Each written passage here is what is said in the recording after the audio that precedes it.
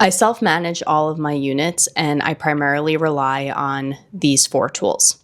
Now, the reason how I got to this point was because I got into real estate by house hacking, meaning I lived in one unit and rented out the other. And that's also how I was able to scale my portfolio. After I was done fixing up the unit that I was renting, to myself, I scaled and moved into the next one and rinsed and repeated that for a really long time. So I never really felt the desire to hire a property manager because I was always within a couple blocks from each property. Now, the first tool I would recommend getting is Google Voice. It's completely free, and it's something that I wish I did from day one.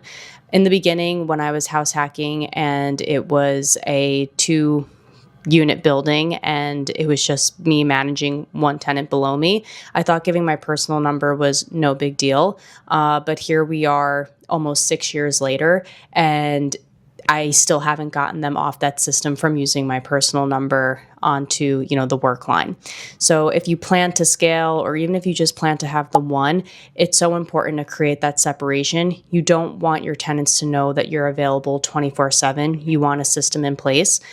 So now everybody, even prospective tenants, they all get the work line from Google Voice, and then we go from there.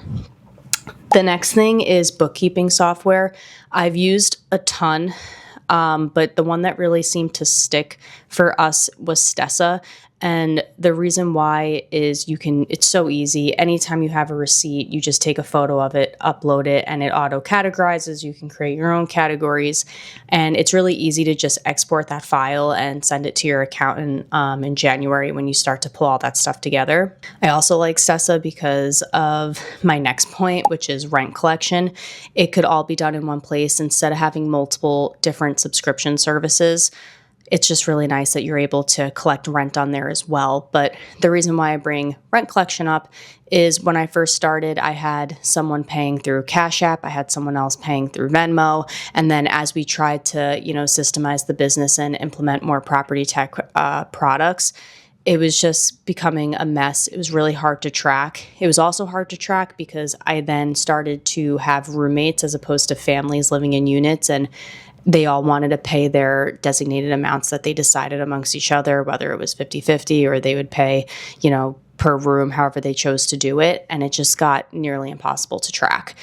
So automating and having everyone pay online through one software just keeps everything really smooth, and the books stay really clean as well. It also helps you stay on top of late fees and monitoring when people start to fall behind. It flags all of that for you, sends auto messages on your behalf that, rent's coming due and before the late fee comes. So that takes that off your plate, which is also huge. And the last thing I would say is a unit spec sheet. So after, owning 10 units, I think you forget how many different refrigerators, dishwashers, stoves, microwaves, of course, the meter numbers for gas and electric. All of that stuff is really hard to you think you remember in the moment when you buy it because it hits your pocket after you pay the bill and you're like, oh, how can I ever forget this? But when you do it so many times, you definitely do forget. And when you get a maintenance request come in for a light under the microwave that's broken, and then you have to remember what brand or a refrigerator water filter needs to be replaced, and you're like, okay, what fridge is it? What's the filter that I need to buy on Amazon for that specific unit?